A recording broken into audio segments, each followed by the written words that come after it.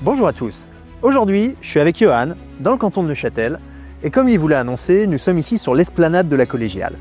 Et nous allons partir à la découverte de deux communes du canton de Neuchâtel, Neuchâtel, la ville chef-lieu, et la Chaux-de-Fonds.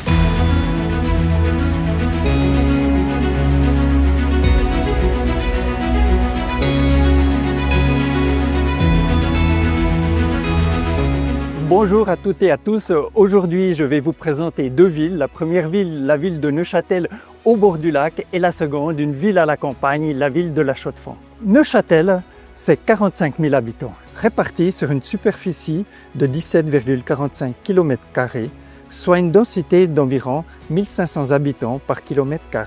Vivre à Neuchâtel, c'est aussi s'intégrer dans un tissu économique performant, axé sur les hautes technologies, la microtechnique et la recherche scientifique. Ce dynamisme attire à la fois les talents et les entreprises de pointe. Sa position géographique centrale renforce encore son attractivité. Lausanne et Berne sont accessibles en 45 minutes, Bienne en 35 minutes et la Chaux-de-Fonds à seulement 20 minutes. Investir à Neuchâtel, c'est très prometteur. Le prix médian pour une villa individuelle s'élève à environ 6 800 francs le mètre carré, tandis que celui des appartements atteint 7 700 francs le mètre carré. Bienvenue à la Chaux-de-Fonds, une ville à la campagne qui est également le berceau suisse de l'horlogerie. Située à 992 mètres d'altitude, la Chaux-de-Fonds est l'une des villes les plus élevées d'Europe occidentale. Elle s'étend sur 55 km² et compte aujourd'hui près de 38 000 habitants. Nous voici dans le quartier nord de la ville de la Chaux-de-Fonds, devant l'édifice de la Villa Turque, célèbre création de Charles-Édouard Jeanneret, dit Le Corbusier, que vous connaissez tous très bien. La Chaux-de-Fonds est souvent surnommée la ville horlogère par excellence. Ce qui est fascinant, c'est que son urbanisme a été pensé pour l'horlogerie.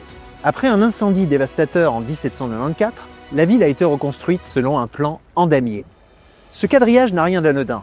Il permettait à la lumière naturelle d'entrer dans les ateliers des horlogers, installés dans les étages supérieurs, pour faciliter le travail de précision. Le prix médian au mètre carré des villas se situe à 5 200 francs et concernant les appartements, il est de 4 200 francs le mètre carré. Un grand merci à Johan pour son accueil chaleureux, ici dans le canton de Neuchâtel. J'espère que cette découverte vous a plu.